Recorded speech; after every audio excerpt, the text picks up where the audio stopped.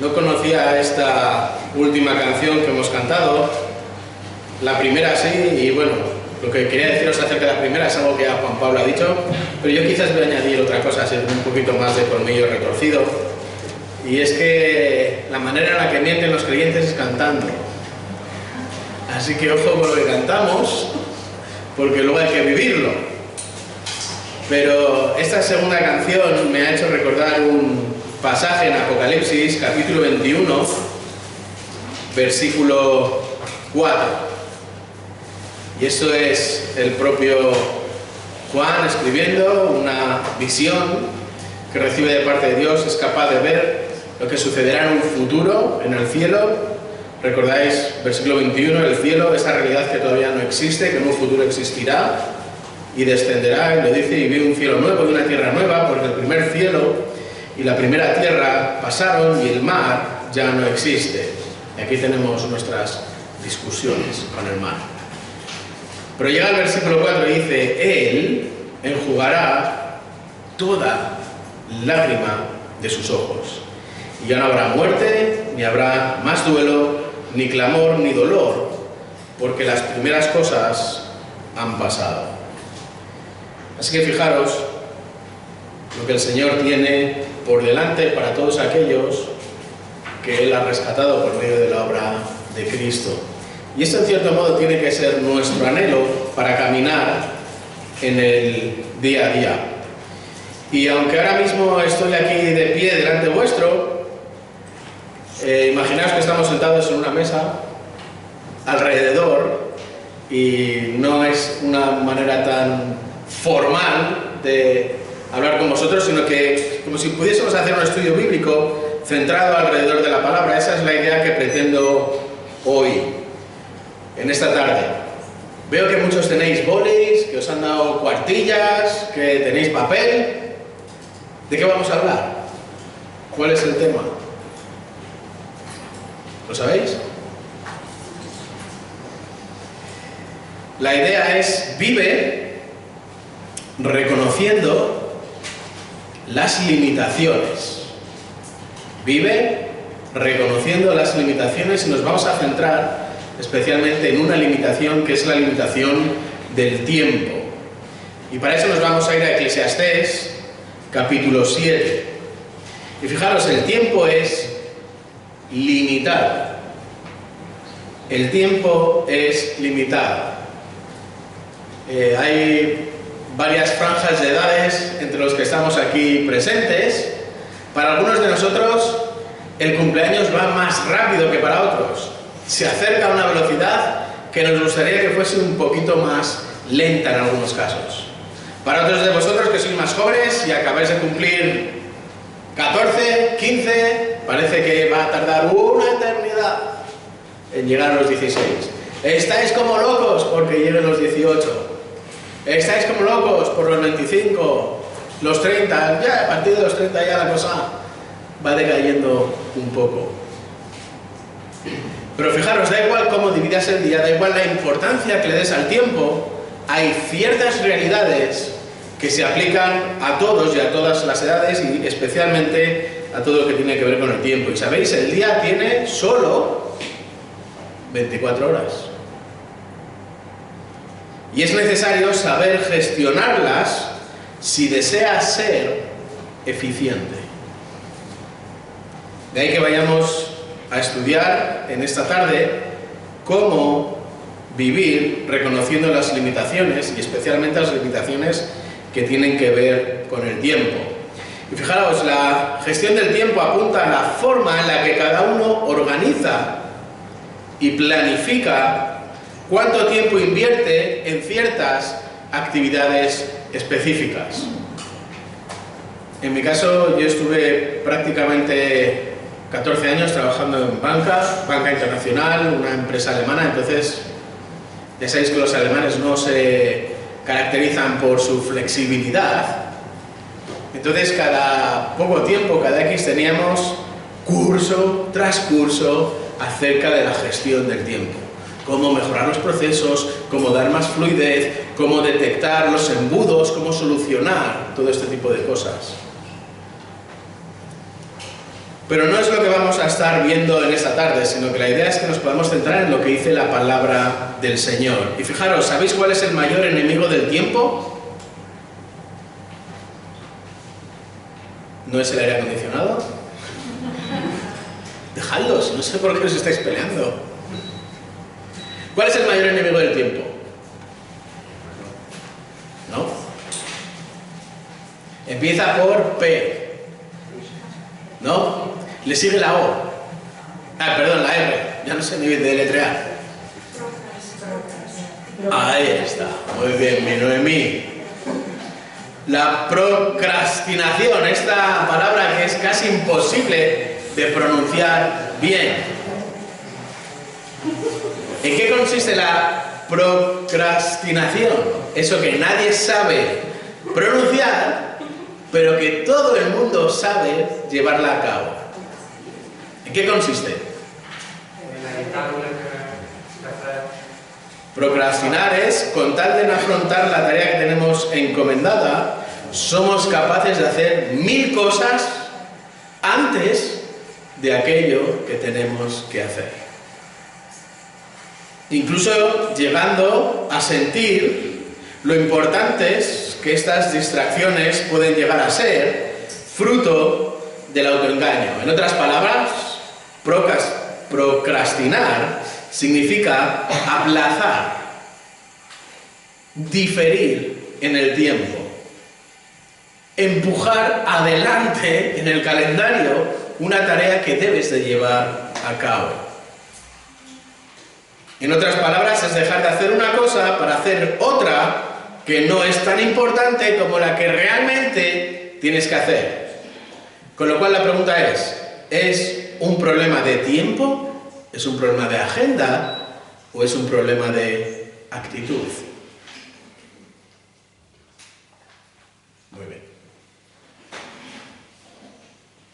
De ahí la pregunta, ¿cómo manejas tu tiempo? Y esta es la pregunta que vamos a intentar responder desde la palabra del Señor, concretamente desde Eclesiastés, capítulo 7, aunque luego, si os quedáis en la segunda parte, cuando ya podamos hablar un poquito más formal delante del resto de la iglesia, vamos a tratar este tema, pero desde una perspectiva complementaria a la que hoy vais a tener. Es decir, vosotros hoy vais a tener doble ración de lo mismo y ellos van a tener una ración un poquito más con gaseosa. Así que realmente sois unos privilegiados. Por eso quiero llevaros a la Biblia. ¿Qué dice la Biblia acerca del tiempo? ¿Qué dice la Biblia acerca del tiempo? ¿Recordáis? Estamos en Eclesiastés. Eclesiastés nos habla de cuál es el bien más preciado del hombre. ¿Qué más? ¿Recordáis algo más, los que estuvisteis ayer, acerca de Eclesiastés? Si la tuviésemos que resumir, compilar en una sola palabra, esta palabra sería vanidad. Muy bien. Noemí hoy doble, ¿eh? Así que esta es la palabra clave que encapsula toda esta verdad. Y la idea que transmite el predicador es cómo vivir en esta vida sin que los engaños propios de esta vida te cieguen y estés persiguiendo los placeres en lugar de invertir en lo eterno. Es decir, que tu inversión sea simplemente terrenal, obviando la inversión, en este caso, eterna. Así que, en cierto modo, para vivir con sentido en un mundo sin sentido, ten en cuenta, ayer decíamos que todos íbamos a morir, y ahora en esta tarde vamos a decir que todos estamos limitados. Todos estamos limitados, concretamente, por el tiempo. Vamos a leer los primeros 10 versículos del capítulo 7 de Eclesiastés. Fijaros. Dice así la palabra del Señor, estoy leyendo desde la versión de las Américas: mejor es el buen nombre que el buen ungüento, y el día de la muerte que el día del nacimiento.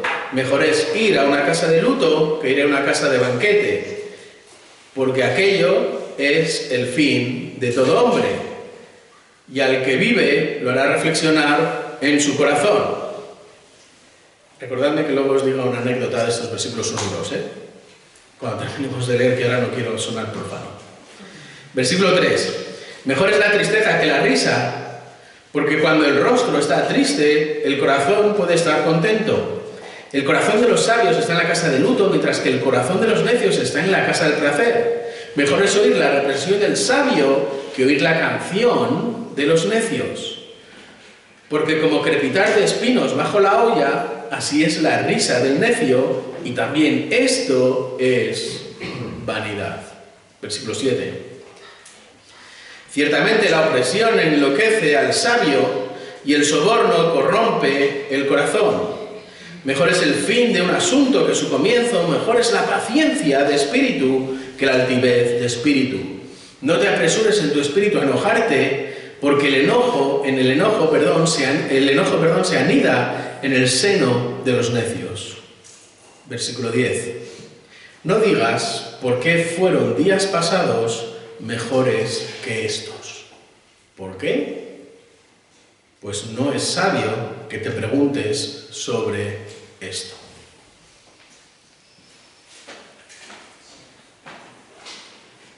Tenía un amigo que estuvo en la iglesia durante pocos años de su vida, de hecho dudo de su salvación, pero utilizaba este versículo, los versículos 1 y 2, como herramienta para acabar sus noches de juerga, tomándose la última copa precisamente en el tanatorio, porque era el único bar que estaba abierto 24 horas al día.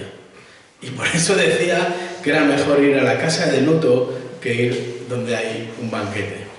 Este es un ejemplo de un versículo sacado de contexto. Evidentemente, el predicador no tenía esto en mente.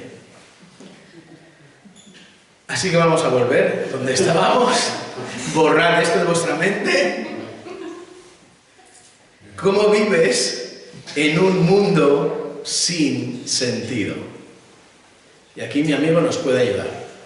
Porque realmente hay dos maneras de vivir en este mundo. Puedes vivir tipo, mi amigo, living la vida loca, viva la pepa, el viva al hoyo, el muerto al bollo, no sé qué más, expresiones de estas de... Pues comamos y bebamos, que mañana moriremos, aquí parece después gloria, no sé lo que se os pueda ocurrir. Invertir en el corto plazo. Simplemente vivir la vida en lo que hay encima de la tierra. Ese es el mayor de los placeres de este hombre.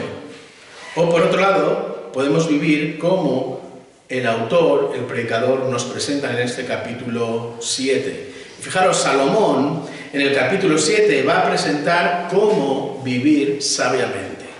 Salomón va a presentar en el capítulo 7 cómo vivir sabiamente con el objetivo de que sepas cómo invertir tu tiempo. Y recordáis, ¿qué ocurre con el tiempo?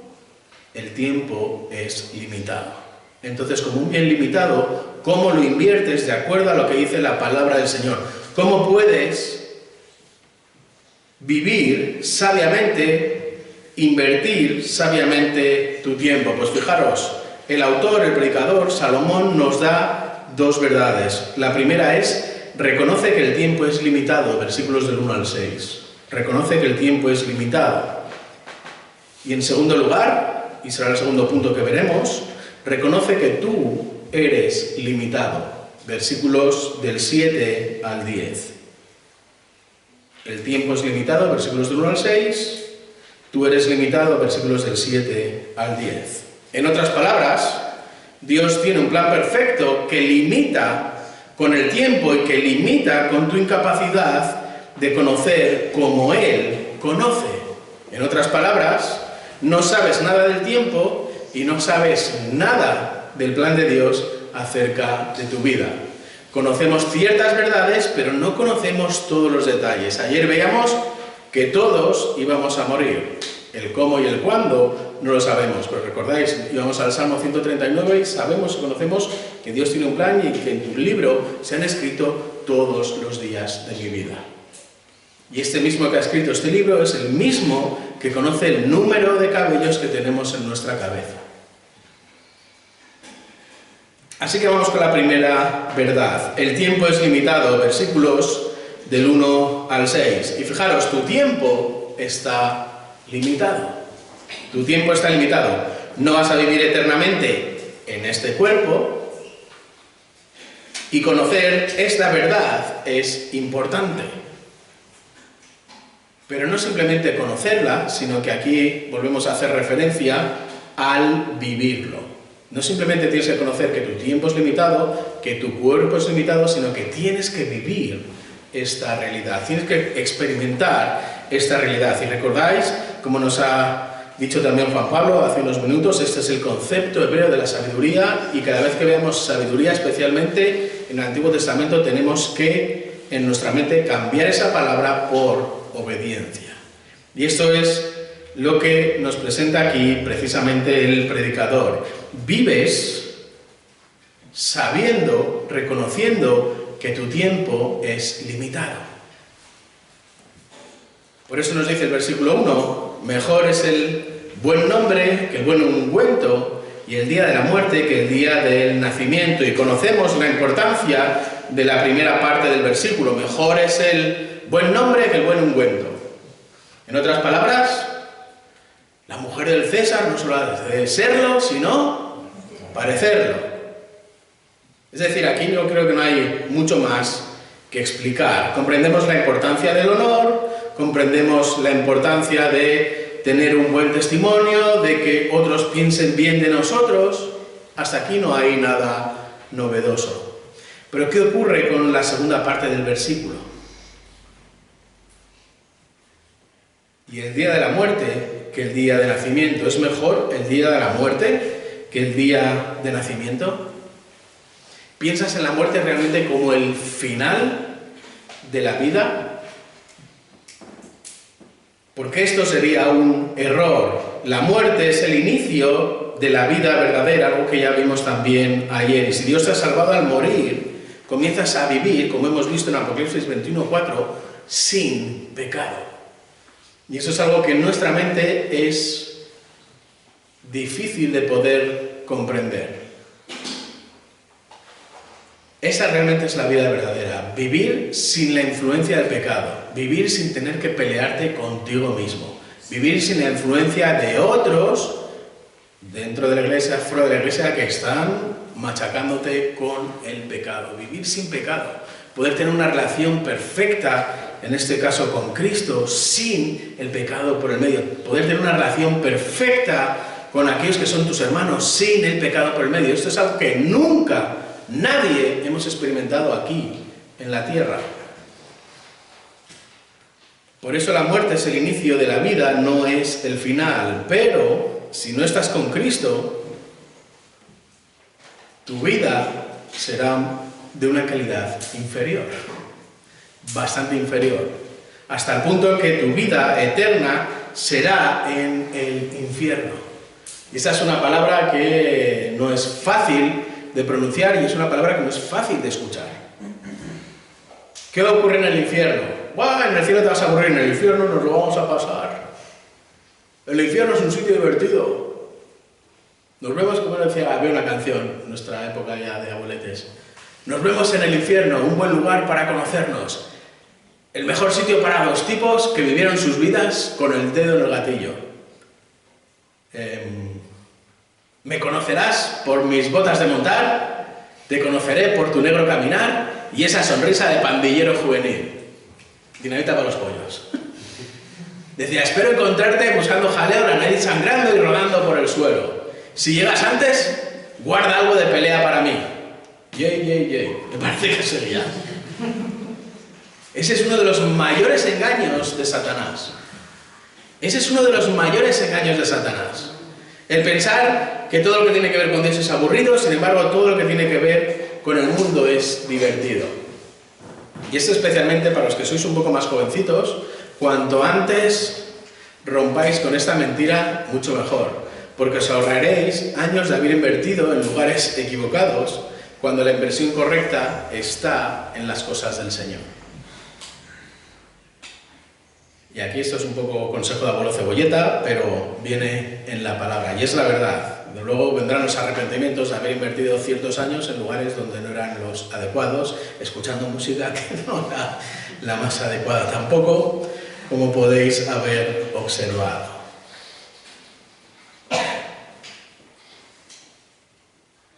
Y esta es la misma idea precisamente que se repite en los versículos del 2 al 4.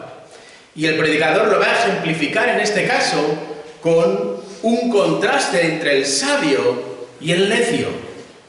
¿Lo veis en los versículos 2, 3 y 4?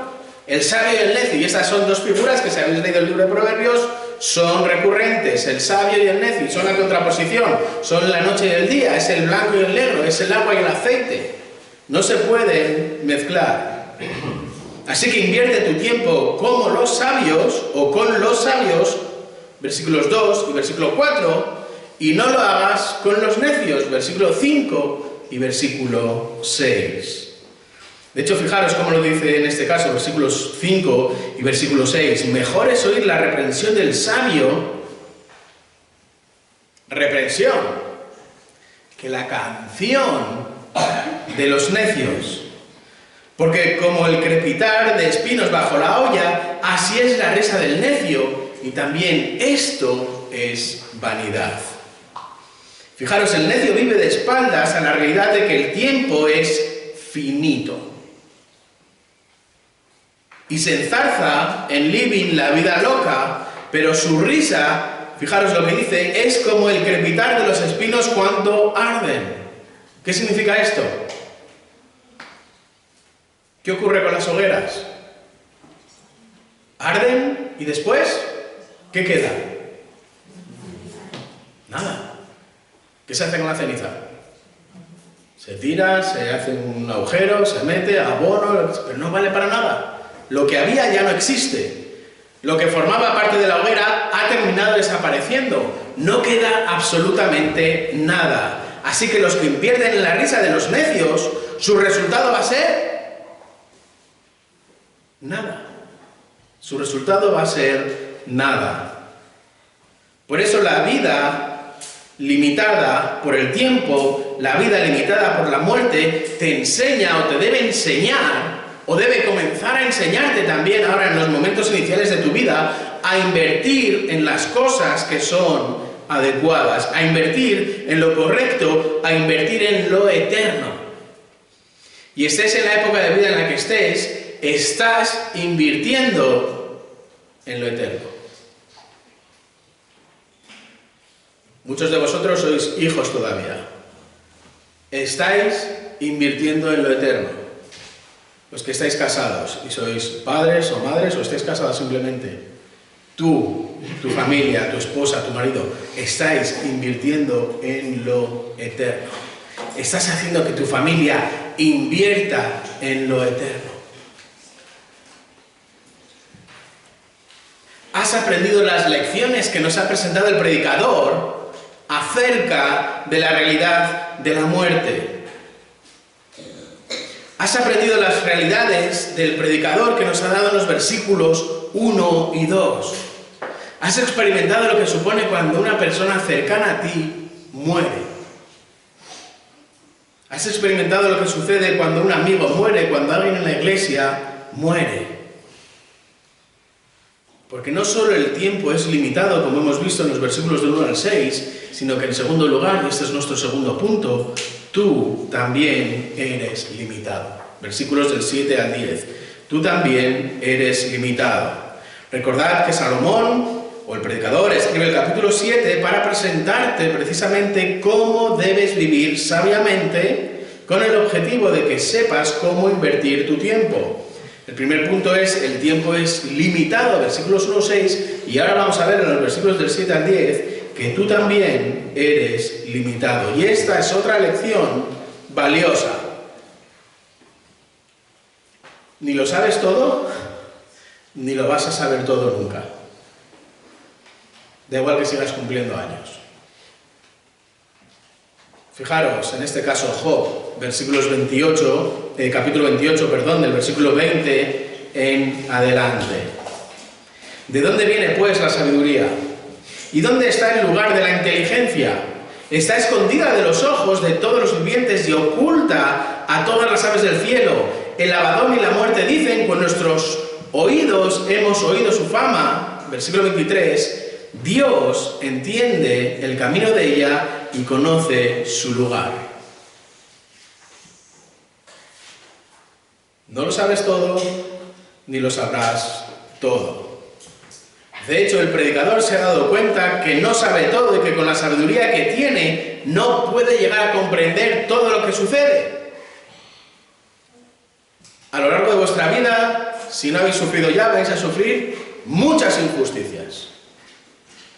Volvemos al capítulo 7. Fijaros en el versículo 23. Todo esto probé con sabiduría y dije, seré sabio. Pero eso estaba lejos de mí. No vamos a comprender muchas cosas que suceden en nuestra vida. Van a suceder cosas en nuestra vida que no tienen sentido. Van a suceder situaciones en nuestra vida que no deberían, según el plan humano, suceder. Que no son lógicas.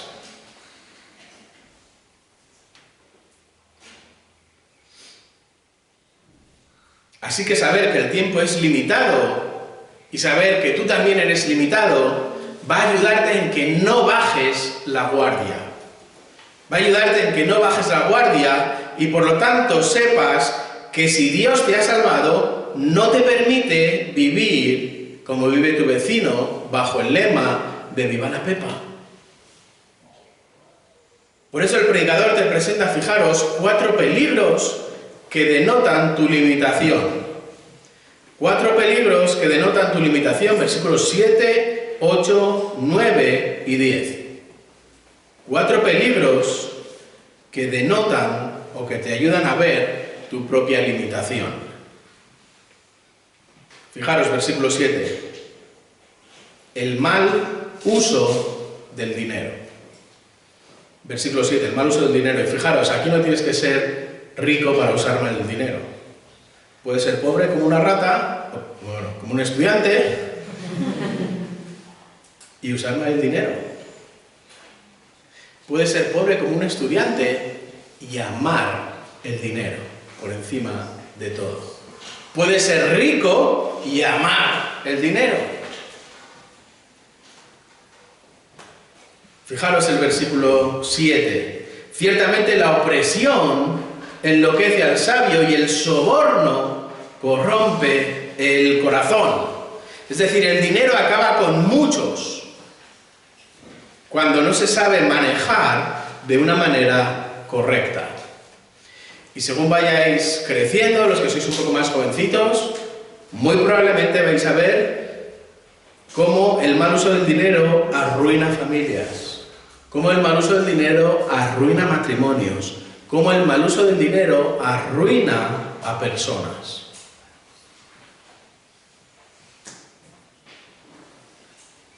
El mal uso del dinero denota el primer peligro de tu limitación. Segundo peligro de tu limitación, las prisas. Versículo 8. Las prisas. Y las prisas contrastan en este caso con la paciencia. Estamos en una sociedad, y no tengo que deciros, que como el móvil tarde más de un cuarto de segundo en cargar una página, tengo que comprarme el iPhone 14, porque esta castaña ya no va. Fijaros en el versículo 8. Mejor es el fin de un asunto que su comienzo. Mejor es la paciencia de espíritu que la altivez de espíritu. Las prisas son malas consejeras. Cuando tomas decisiones porque tú crees que es lo que necesitas, porque tú sabes qué es lo que quieres, porque es lo que es el momento para ti, normalmente, en un 99,9 muy largo, van a ser malas decisiones.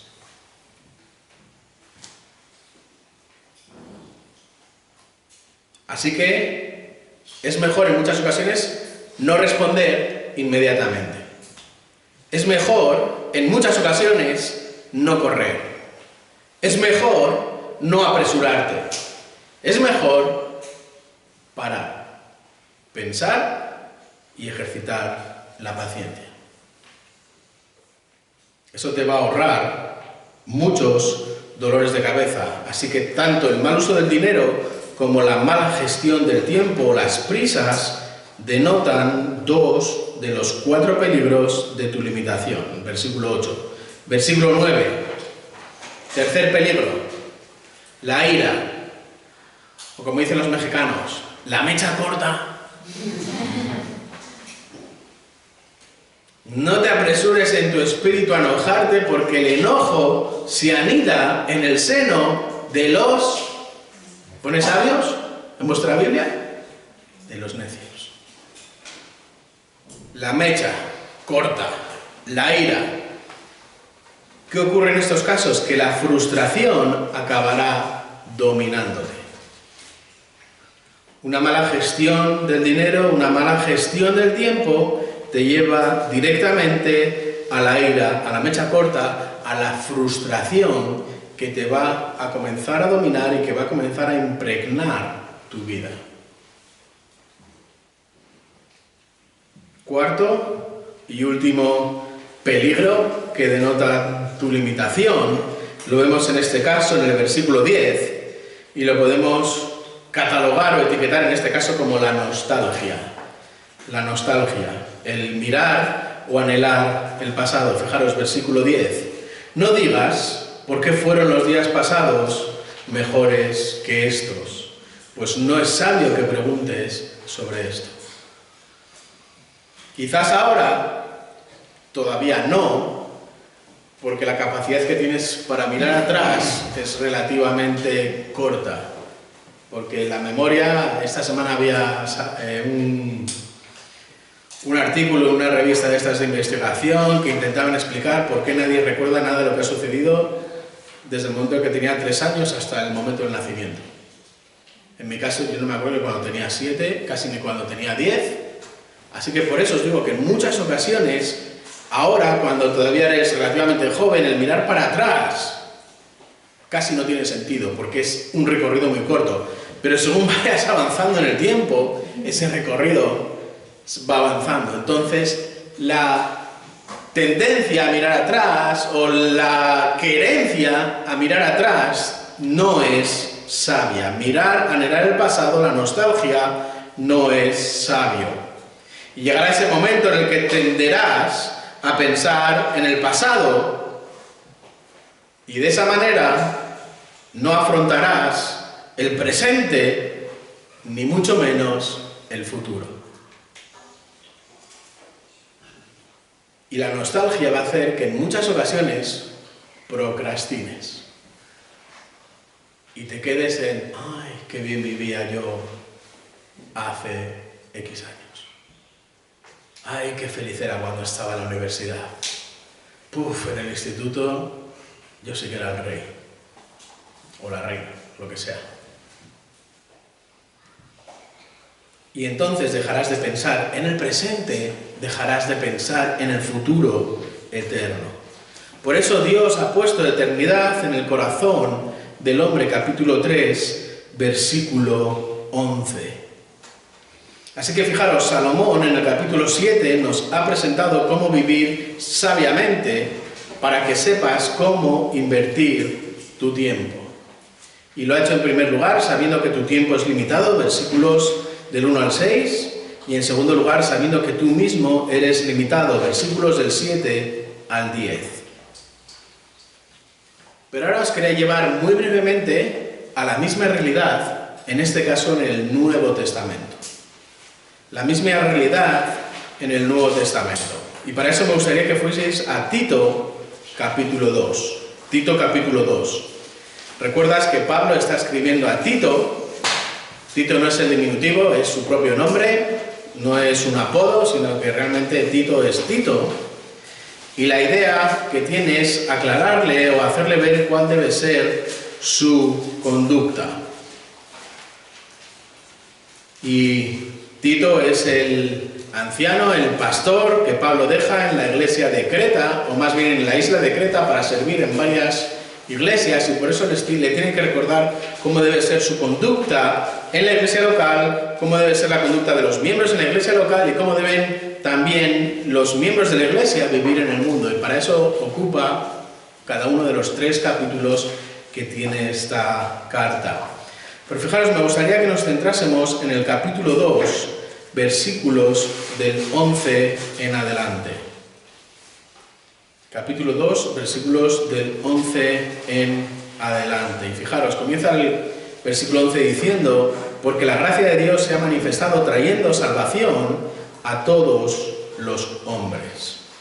En primer lugar, es muy bonito esta manifestación de la gracia de Dios. Y fijaros cuál es el orden que está utilizando Pablo. Primero habla de salvación y después vamos a ver la segunda parte, lo que tiene que ver con la salvación. Pero fijaros en la salvación. La gracia de Dios se ha manifestado y en este punto Pablo está utilizando una manifestación física.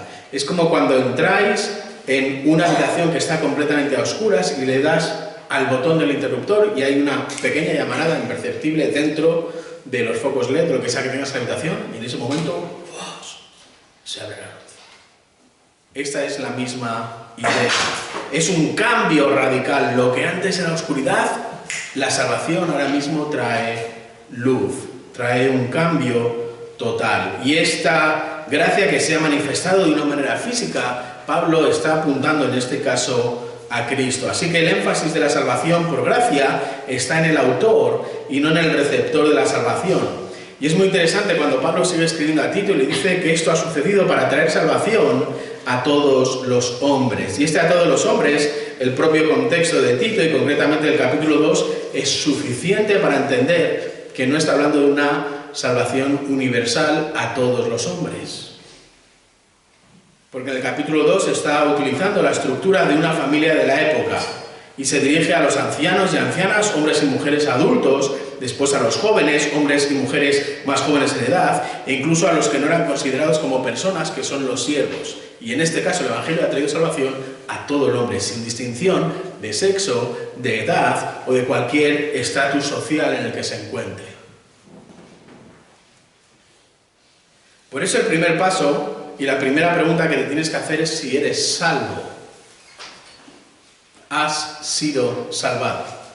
Tienes la certeza de que estás disfrutando de la manifestación de esta gracia, de esta luz que trae Cristo. Y cuanto antes tengas esta idea clara, mucho mejor, porque de aquí depende el resto de lo que vamos a estar viendo en Tito de una manera muy breve.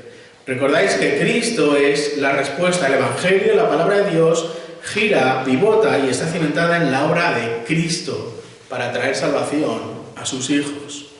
De hecho, recordáis, segunda carta de Corintios, capítulo 5, versículo 21, que Jesús ocupó el lugar de sus hijos en la cruz, tal y como escribe Pablo. Fijaros, al que no conoció pecado, le hizo pecado por nosotros, está escribiendo a la iglesia, para que fuéramos hechos justicia de Dios en Él.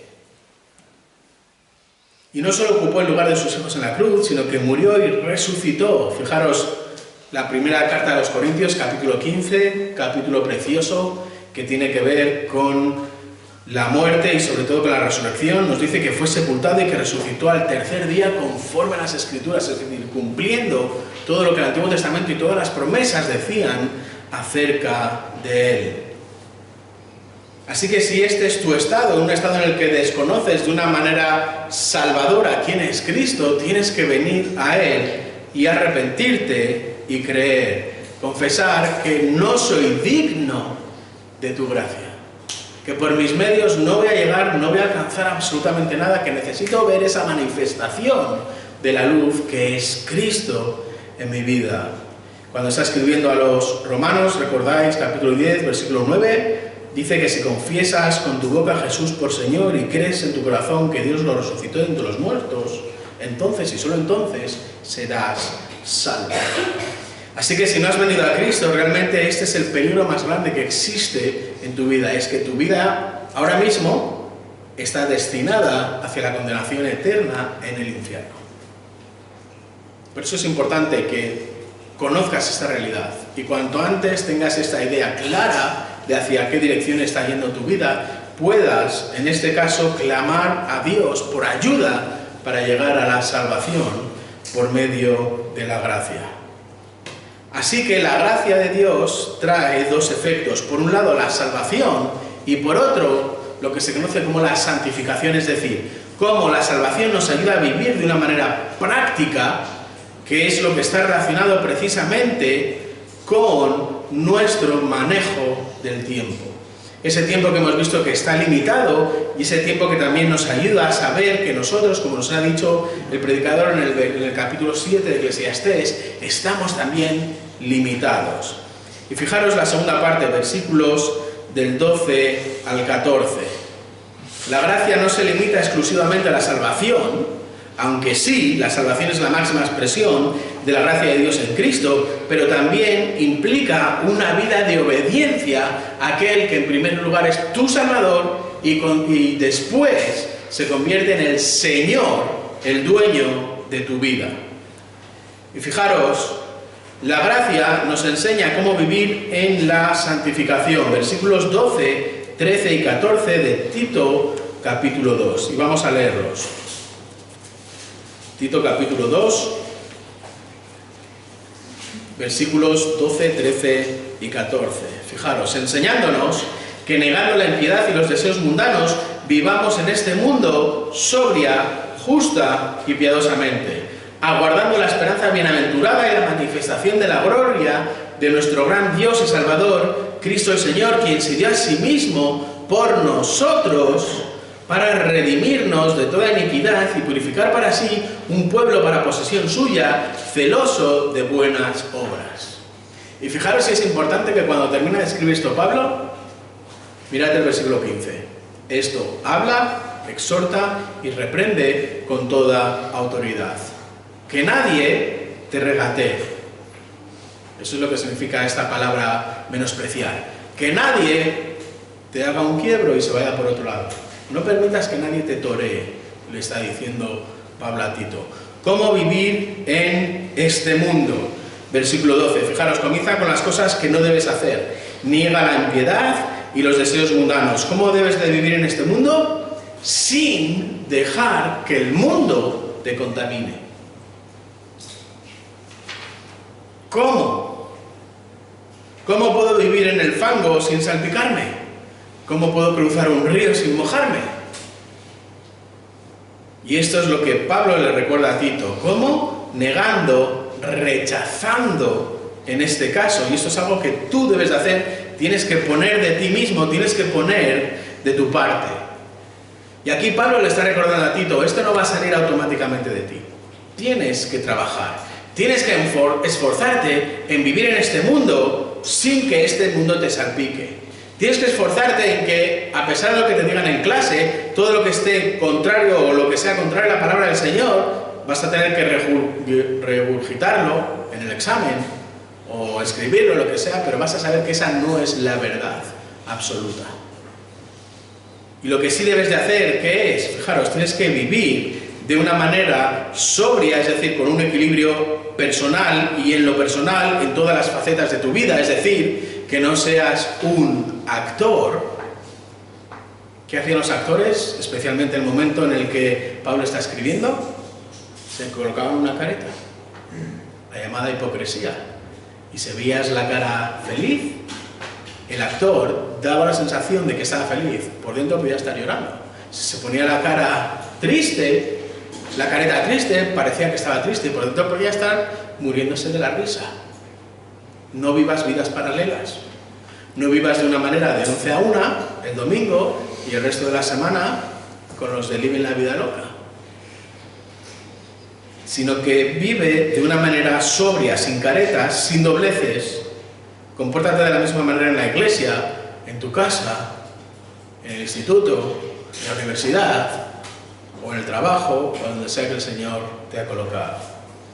Vive de una manera sobria, vive de una manera justa, es decir, vive con este equilibrio con todos los demás. Que esta doblez no se vea en cómo tratas a unos y a otros, cómo te comportas con unos y con otros.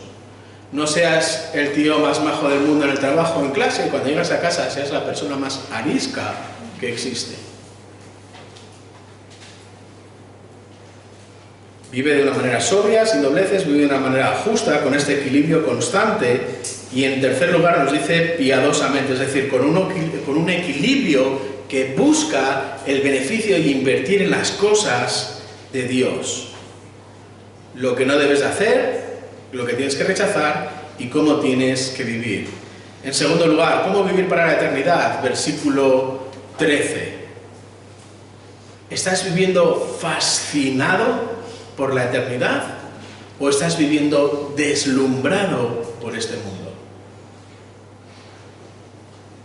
¿Estás viviendo anhelando la eternidad o estás viviendo anhelando el por fin dejar el instituto, la universidad y todo esto y por fin conseguir un trabajo para tener mi chaletito, mi piscinita, mi coche, mi mujer, mi niña, mi perro y ¡hala!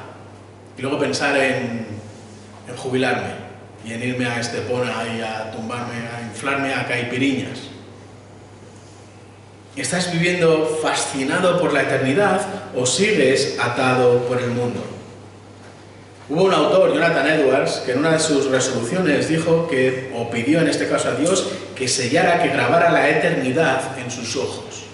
Es decir, que pudiera ponerse unas gafas que estuviesen graduadas para que cuando mirase al mundo solo le permitiesen ver la eternidad y no lo que había en este mundo, para que su corazón estuviese trabajando hacia la eternidad. Fijaros en el versículo 13, aguardando. Y este es el énfasis. Estás poniendo de tu parte para mirar a lo eterno. Estás poniendo de tu parte para invertir en lo eterno.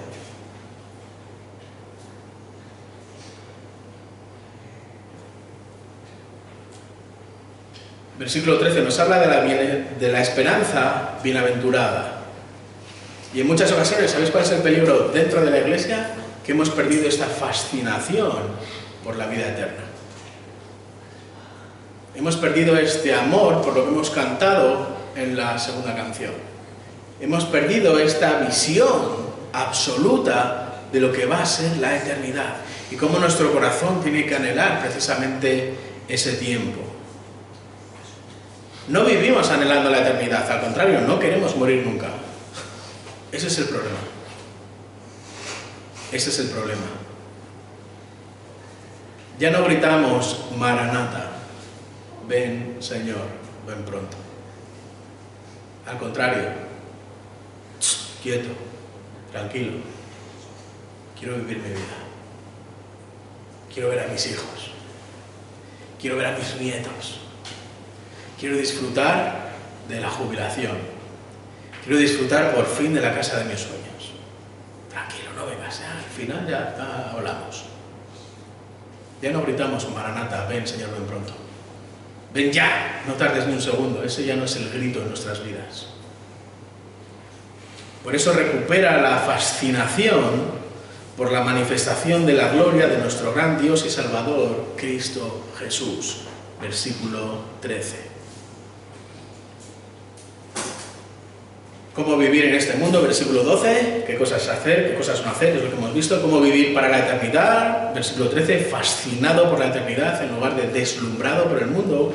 Y en último lugar, versículo 14, y con esto terminamos, cómo vivir con una identidad nueva, a quien se dio a sí mismo por nosotros para redimirnos de toda iniquidad y purificar para sí un pueblo para posesión suya, celoso de buenas obras. Has de vivir en este mundo de una manera diferente, con la eternidad como objetivo primordial, y la combinación de ambas cosas será una identidad nueva. Una identidad nueva para redimirnos. ¿Qué es la remisión? Volver a comprar. Pero en nuestro caso no tiene mucho sentido. ¿Sabéis lo que ocurría en las batallas, especialmente con los romanos? Cuando se capturaba un general, no lo mataban. Simplemente aniquilaban a todos aquellos de sus soldados y lo dejaban solo. Y en lugar de acabar con este general que ha estado incordiándome con sus batallas, vamos a maximizar su vida. Y lo que hacían era pedir un rescate. No solo he acabado con todo su pueblo y con todos sus soldados y ya no me van a dar más la guerra, sino que además ahora voy a sacar dinero por él. Y esto es lo que se conoce como la redención. Tú, que eres el general de los generales, ¿cuánto me vas a pagar por él? Porque esta es una persona importante. Este es el rescate. Esto es realmente la redención. Y nosotros hemos sido redimidos ¿para qué? ¿Para vivir como nos dé la gana? ¿Hemos sido vueltos a comprar para vivir solo fijándonos en esta vida?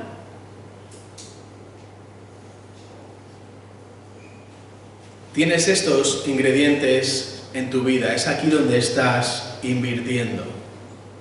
Por eso la gracia de Dios se ha manifestado trayendo salvación, y Pablo nos ha explicado que la gracia de Dios te enseña también cómo vivir en este mundo de la manera correcta, invirtiendo en la vida real, que es la vida eterna. Y esto es lo mismo que también nos ha explicado en este caso el propio predicador en el capítulo 7 de Eclesiastés, donde nos ha presentado cómo vivir sabiamente para que sepas cómo invertir tu tiempo, porque tu tiempo es limitado, versículos del 1 al 6, y porque tú eres limitado, versículos del 7 al 10. Muy bien. Antes del café ese maravilloso, ¿tenéis alguna pregunta? ¿Duda? ¿Comentario? ¿Queréis que os cante otra canción? No lo voy a hacer, o sea que no me lo pidáis.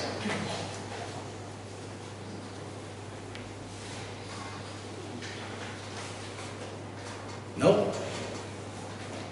Si os da mucha vergüenza, luego podéis hablar conmigo de una manera así un poquito más privada, y así no tenéis que levantar la voz aquí delante de todo el mundo. Pues no sé si termino con una oración o hay algo, sí, termino con una oración. Muy bien. Señor, gracias por esta realidad que acabamos de ver en tu palabra. Gracias porque también hemos podido ver la causa y el efecto. Gracias porque Dios salva por gracia y sin embargo también Dios nos ayuda a vivir esta salvación de una manera práctica. Gracias también por el ejemplo, en este caso, del predicador en el capítulo 7, donde nos ha presentado cómo vivir sabiamente para que podamos invertir el tiempo de la manera adecuada. Gracias porque nos ha recordado las limitaciones que hay, especialmente temporales, con este tiempo limitado, versículos 1 y 6, y con nosotros mismos que también somos limitados, versículos 7 al 10. Y gracias también porque Pablo, cuando escribe a Tito, nos ha vuelto a recordar la grandeza de nuestra salvación por gracia, pero también cómo vivir aprovechando el tiempo con la eternidad en nuestra mente. Cómo vivir en este mundo sin mancharnos con el mundo, cómo vivir para la eternidad, fascinado por la eternidad y no deslumbrado por el presente. Y por último, cómo vivir con una identidad nueva, esta nueva identidad que nos da una vida nueva, que podemos comenzar a paladear aquí, aunque viviremos en su totalidad cuando comience la vida real, que es la vida eterna.